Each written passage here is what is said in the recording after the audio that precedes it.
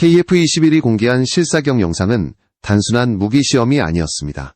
영상 속에서 보라매의 날카로운 기동과 미사일 분리 장면이 전세계 방산 관계자들의 시선을 붙잡은 순간 한국의 무기 개발 전략은 이미 다음 단계로 넘어가고 있었습니다. 한국은 지금 기존 무기 체계의 단순한 개선이 아니라 미래 전장을 완전히 뒤흔들 새로운 패러다임을 만들고 있습니다. 그리고 그 중심에는 인공지능과 머신러닝을 결합한 차세대 미사일 개발 계획이 자리 잡고 있습니다. 각국이 AI 기반 무기 경쟁에 뛰어든 가운데 한국은 단순히 흐름을 따라가는 수준이 아니라 한 발 앞서 치고 나가며 전 세계를 놀라게 하고 있는 것입니다. 미국은 벌써 2025년 기준으로 AI 국방 예산을 18억 달러로 확대하고 유럽과 아시아도 전담 조직을 신설하며 전면 투자 체제를 구축하고 있지만 한국은 훨씬 다른 길을 선택했습니다. 한국은 특정 프로그램을 위한 예산 확대가 아니라 군 전력 전체의 구조를 AI 기반으로 재편하는 전략을 택했습니다. 전술 상황 인식에서부터 정보 분석, 지휘, 통제, 병참 자동화까지 AI가 투입되지 않는 분야가 거의 없을 정도로 급격한 변화가 진행 중입니다. 이러한 변화는 단순한 기술 도입이 아닌 체계의 전면적 혁신이며 기존 강대국들이 구축해온 방식과 전혀 다른 접근을 보여주고 있습니다. 특히 KF-21에 탑재될 차세대 미사일 개발에 AI가 핵심적으로 적용되고 있다는 사실은 외신들을 더욱 놀라게 만들었습니다. 지금까지 미사일은 정해진 알고리즘에 따라 움직이는 무기체계로 인식되는 경우가 많았습니다. 하지만 한국이 추진 중인 차세대 미사일은 스스로 판단하고 스스로 탐지하며 스스로 공격 전략을 구성하는 수준까지 발전하고 있습니다. 목표를 향해 날아가기만 하는 전통적 개념을 넘어 상황에 따라 유연하게 임무를 조정하는 능력은 현재 어느 나라도 본격적으로 실용하지 못한 기술입니다. 바로 이 지점에서 한국 방산산업의 전략적 우위가 본격적으로 드러나기 시작했습니다. LIG 넥스원은 이러한 변화를 선언하며 기존의 수요 대응 방식에서 탈피해 새로운 시장을 스스로 창출하는 퍼스트 무버 전략을 확립했습니다. 과거에는 군이 요구한 스펙에 맞춘 무기를 개발하는 것이 일반적인 방식이었지만 이제는 오히려 미래 전장에서 필요한 새로운 무기 체계를 먼저 제시하고 기술적 우위를 바탕으로 무기 개발의 기준을 주도하겠다는 것입니다. 글로벌 방산 시장에서 기술적 주도권을 쥐기 위해 한국이 본격적으로 공격적인 전략으로 전환한 결정적 순간이기도 했습니다. 최근 해외 업체들이 한국의 차세대 미사일 통합을 제안했음에도 한국이 압도적으로 조용한 반응을 보이는 이유는 명확합니다. 이미 한국 내부에서는 스피어나 SDB2 등 기존 모델들을 뛰어넘는 성능의 신형 미사일 개발이 진행 중이기 때문입니다. 한국은 단순히 해외 무기를 들여와 전투기에 통합하는 수준이 아니라 전투기와 그 전투기에 들어갈 무기체계까지 모두 독자적으로 완성해 나가는 단계에 진입한 것입니다. 이 흐름은 곧 KF-21의 전투력 향상뿐 아니라 한국 방산산업 전체의 성장 속도를 가속시키는 핵심 동력이 되고 있습니다. 즉, 한국은 지금 세계 방산 시장에서 전례 없는 형태의 기술적 도약을 이루고 있습니다. 과거 수입 의존으로 여겨졌던 무기 분야에서 이제는 오히려 강대국들이 한국의 신기술을 따라잡기 위해 분석 보고서를 내는 상황으로 뒤바뀐 것입니다. 이러한 흐름이 궁극적으로 어디까지 확장될지 아직 아무도 단언할 수 없습니다. 하지만 한 가지는 분명합니다. KF-21이 보여준 짧은 영상 한 장면만으로도 세계는 한국의 새로운 무기 개발 시대가 열렸음을 직감하기 시작했습니다. LIG 넥스원이 최근 선언한 전략 변화는 한국 방산산업이 기존의 틀을 완전히 벗어났음을 보여주는 상징적인 사건으로 받아들여지고 있습니다. 그동안 한국의 무기 개발은 군의 요구사항에 맞추어 성능을 맞추고 안정적으로 납품하는 방식이 주를 이루었습니다. 이는 빠른 양산과 신뢰성 확보에는 적합했지만 글로벌 시장에서 기술 리더십을 확보하기에는 한계가 있었습니다. 그러나 넥스원이 스스로 수요를 창출하는 퍼스트 무버 전략을 공식화하면서 한국은 이제 단순한 추격자가 아니라 미래 전장을 제시하는 기준, 제시국의 위치에 올라서기 시작했습니다. 이번 선언에서 가장 주목받은 부분은 정부가 발주하지 않은 무기 체계를 기업이 먼저 개발해 미래 수요를 만들어 나가겠다는 야심입니다. 해외 주요 방산 강국들은 이미 수십 년 전부터 이러한 방식으로 시장을 주도해왔습니다. 미국의 기업들이 전투기나 미사일을 자체 개발해 정부가 필요성을 판단하고 도입하는 방식이 대표적 사례입니다. 이제 한국도 같은 구조를 갖추게 되면서 방산산업 생태계의 수준 자체가 새로운 단계로 올라간 것입니다. 특히 LIG 넥스원은 그동안 국산 유도무기 체계를 사실상 독점적으로 발전시켜온 기업입니다. 단거리 대공 미사일부터 장거리 유도탄까지 다양한 무기들이 이들의 기술력에서 탄생했고 한국군의 주력 무장이 되었습니다. 안정적인 사업 구조를 갖춘 상황에서도 이들이 위험을 감수하며 자체 개발로 나서겠다고 선언한 것은 한국 방산 기술이 이미 세계 시장에서 통할 만큼 성숙했다는 자신감을 보여주는 대목입니다. 단순히 해외 기술을 따라가는 것이 아니라 새로운 기술 규격을 스스로 정의하겠다는 전략적 전환이기도 합니다. 최근 MBDA에서 한국에 제안한 스피어 3미사일 통합 제안에 대해 한국이 미온적인 반응을 보인 이유도 여기에서 찾을 수 있습니다. 과거였다면 선진국의 무기 도입은 귀중한 기술을 확보할 기회였지만 지금은 상황이 완전히 달라졌습니다. 스피어 3와 유사한 체급이면서도 확장성이 더 크고 자율성이 강한 모듈형 신형 미사일을 한국이 직접 개발 중이기 때문입니다. 해외의 무기를 굳이 비싼 비용으로 들여올 이유가 사라진 셈이며 오히려 한국이 자체 무장 개발을 확대하는 것이 장기적으로 더 높은 가치를 창출합니다. 또한 넥슨의 전략 전환은 한국군의 미래 전력 구조 자체를 재설계할 수 있는 가능성을 열어주고 있습니다. 기존에는 군이 필요성을 제기하고 업체가 그에 맞춰 대응하는 하향식 방식이었다면 새로운 전략은 오히려 기업이 먼저 혁신적 기술을 제시하고 군이 이를 기반으로 작전 개념을 확장하는 상향식 구조로 바뀌는 것입니다. 이는 미국식 방산 발전 모델과 가장 유사한데 글로벌 기술 주도권을 확보하기 위해 반드시 필요한 변화로 평가받습니다. 즉, LIG 넥스원의 선언은 단순한 마케팅이나 기업 이미지 전략 수준이 아니라 한국 방산산업의 패러다임을 뒤집는 결정적 움직임입니다. 이 변화는 한국의 무기 기술이 더 이상 국내 시장에만 머물지 않고 세계 시장을 주도할 수 있는 수준으로 성장했음을 명확하게 보여주고 있으며 차세대 미사일 두 종류가 공개된 순간 글로벌 방산업계의 시선은 다시 한번 한국으로 쏠리기 시작했습니다. 250파운드급 소형 모듈형 미사일은 LIG 넥스원이 공개한 신형 무기 중에서도 특히 전장을 근본적으로 바꾸게 될 결정적 기술로 평가됩니다. 외형만 보면 유럽의 스피어나 미국의 SDB2와 비슷한 크기를 갖고 있지만 내부 구조와 역할 확장성은 전혀 다른 차원의 개념입니다. 이 미사일은 단순한 공격용 무장이 아니라 임무 수행 방식을 스스로 조정하며 특정 상황에 맞춰 능동적으로 작전 개념을 바꿀 수 있는 사실상 자율형 무인 전투기 수준의 무기입니다. 지금까지의 소형 정밀 폭탄과는 완전히 다른 세계의 기술이 적용된 것입니다. 첫 번째 특징은 스텔스 설계 기반의 탄소 복합 소재입니다. 레이더 반사 면적을 극도로 줄여 방공망을 교란하고 적의 탐지를 최소화할 수 있도록 제작되어 전장 침투 능력이 극도로 높아졌습니다.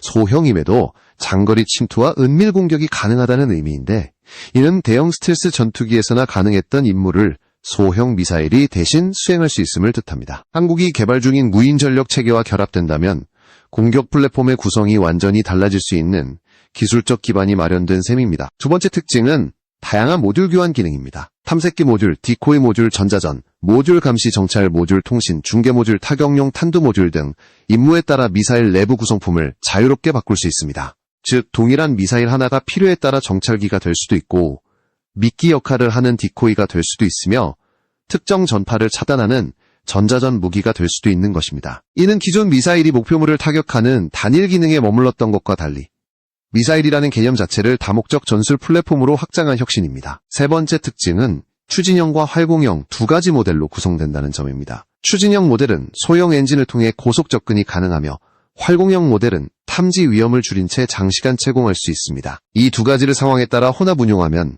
적 방공망을 교란하는 교란용 편대와 실질적인 타격 편대를 동시에 구성할 수 있어 전술적 운용폭이 크게 넓어집니다. 특히 다수의 미사일을 동시에 운용하는 군집 공격이 도입되면 적 레이더는 위협 우선순위를 판단하는 데 혼란을 겪을 수밖에 없습니다. 네 번째 특징은 자율 판단 능력입니다. 기존 미사일이 사전에 입력된 알고리즘으로만 움직였다면 이 모듈형 미사일은 AI 기반 자동 인식 기능을 활용해 목표물을 구분하고 지형 변화를 분석하며 최적 공격 타이밍을 스스로 결정합니다. 적이 미사일을 요격하기 위해 회피 기동을 펼치거나 방공망을 재배치하더라도 미사일이 자체적으로 경로를 재설정할 수 있기 때문에 기존 요격 체계로는 대응이 매우 어려워집니다. 이는 사실상 미사일이 스스로 판단해 움직이는 세대 전술 AI 무기라고 부를 수 있는 단계입니다. 다섯 번째 특징은 군집 작전에서의 압도적 효과입니다. 예를 들어 전자전 모듈을 탑재한 미사일이 적 레이더를 차단하거나 기만 신호를 만들어내는 동안 다른 미사일은 정밀 타격 모듈을 탑재하고 적 지휘 차량이나 레이더 기지를 파괴할 수 있습니다. 통신 중계 미사일은 이들 사이의 정보를 실시간으로 송신하며 전체 편대가 하나의 살아있는 전투 네트워크처럼 움직입니다. 이러한 전술 개념은 드론과 미사일의 경계를 사실상 없애 군집 전투의 새로운 기준을 만들게 될 것입니다. 250파운드급 모듈형 미사일은 올해 개념 연구를 마치고 실제 시제 제작이 2028년까지 이어질 예정입니다. 단순히 크기가 작은 유도폭탄이 아니라 미래 전장에서 다양한 플랫폼을 대신해 자율적으로 작전을 수행하는 확장형 무기체계라는 점에서 글로벌 방산업계에 관심이 집중되고 있습니다. 해외 전문가들도 이 기술이 실전 배치되면 기존 미사일과의 비교 자체가 무의미해질 것이라고 평가하고 있으며 한국의 차세대 전술 네트워크의 핵심 축이 될 가능성이 매우 높게 점쳐지고 있습니다. 1000파운드급 모듈형 미사일은 250파운드급 모델보다 훨씬 거대한 장거리 타격 플랫폼으로 설계되었으며 대한 및 대지 공격을 모두 수행할 수 있는 확장성을 갖춘 것이 가장 큰 특징입니다. 겉모습만 보면 기존의 중형 대한 미사일을 연상시키지만 내부 구조와 시스템 구성은 완전히 새로운 기술 체계로 구축되어 기존 서방권 미사일들과는 비교 자체가 어려운 전술 유연성을 제공합니다. 특히 노르웨이 콩스버그사의 NSM과 유사한 체급임에도 성능 면에서는 이를 넘어설 수 있도록 설계된 점이 해외 전문가들 사이에서 큰 관심을 끌고 있습니다. 첫 번째 강점은 목적에 따라 탄두와 탐색기를 자유롭게 교체할 수 있는 모듈화 구조입니다. 대한 버전에서는 적 함정의 방공망을 뚫기 위한 시스키밍 비행과 회피 기동을 위한 고기동 설계가 적용되며 대지 버전에서는 지형 분석 기반의 자동 경로 최적화와 강화된 관통형 탄두를 탑재해 고정 목표물을 정밀하게 파괴할 수 있습니다. 같은 플랫폼을 기반으로 두 임무를 모두 수행할 수 있다는 점은 생산 효율성과 작전 편의성 측면에서 압도적인 장점으로 평가됩니다. 두 번째 강점은 AI 기반 자동 인식 기술입니다. 영상 적외선 탐색기를 활용해 표적 실루엣을 분석하고 요격 회피 행동을 계산하여 비행 중에도 공격 경로를 변경할 수 있습니다. 특히 적 함정이 전자전 장비를 가동해 교란 신호를 뿌리거나 기만 패턴을 사용해도 미사일 자체 알고리즘이 이를 식별하고 교란 요소를 제거한 뒤 정확한 표적 정보를 유지할 수 있습니다. 이는 현재 서방권에서 운용되는 미사일 중에서도 상위 레벨의 추적 능력으로 평가받습니다. 세 번째 강점은 성능을 극대화한 고기동 시스키밍 기술입니다. NSM 역시 파고 적응형 저고도 비행으로 유명하지만 이번 한국형 신형 미사일은 파고 변화와 기상 요인을 실시간 계산해 높이를 조정하는 정밀도가 더 높아질 것으로 전망됩니다. 이는 적 레이더의 탐지 시간을 극적으로 줄이며 종말 단계에서 예측 불가능한 기동을 통해 요격 난도를 크게 높여줍니다. 전문가들은 이러한 기술력 덕분에 한국형 미사일이 NSM을 대체할 차세대 서방 표준 미사일이 될 가능성도 있다고 분석하고 있습니다. 네 번째 강점은 임무 교환 속도입니다. 기존 미사일들은 목적별로 서로 다른 모델을 따로 생산해야 했지만 모듈형 구조 덕분에 한국형 1000파운드 미사일은 탄두와 탐색기만 교체하면 전혀 다른 성격의 무기로 변환됩니다. 이는 전시의 대량 운용 시 물류 부담을 획기적으로 줄이고 다양한 작전 환경에 즉각 대응할 수 있게 합니다. 특히 해외 수출 시장에서도 단일 플랫폼으로 여러 임무를 수행하는 미사일은 높은 경쟁력을 갖게 됩니다. 다섯 번째 강점은 항공기 발사형과 지상 발사형 두 가지 플랫폼 개발 계획입니다. 초기 1단계에서는 지상형으로 먼저 완성되어 신형 탐색기와 모듈화 기술을 검증하고 이어서 2030년대 초반 KF-21과 같은 전투기에서 발사가 가능한 항공기형 모델까지 개발하게 됩니다. 지상형에서 데이터를 수집하고 항공기형으로 확장해 위험 부담을 줄이는 한국 특유의 단계적 개발 방식이 적용된 것입니다. 이 과정에서 축적되는 데이터는 차세대 대한 무기체계의 핵심 기술로 이어질 가능성이 큽니다. 1000파운드 모듈형 미사일은 단순히 크고 강력한 공격 플랫폼이 아니라 한국의 미래 전력을 완전히 재편할 수 있는 핵심 무기로 떠오르고 있습니다. 기존 미사일들이 단일 임무 수행 중심이었다면 이 미사일은 AI 기반 판단 능력과 모듈 교환 기능을 통해 다양한 작전에서 주력 무기로 자리 잡을 수 있습니다. 해외 군사 전문 매체들은 한국이 이 미사일을 실전 배치하는 순간 서방권 대한 시장 구도가 크게 흔들릴 것이라고 예측하며 한국의 기술 진입 속도를 매우 높게 평가하고 있습니다. 한국이 개발 중인 단거리 및 중거리 공대공 미사일은 기존 서방권 미사일들의 한계를 뛰어넘기 위해 설계된 차세대 무기로 평가되고 있습니다. 특히 LIG 넥스1이 목표로 삼은 것은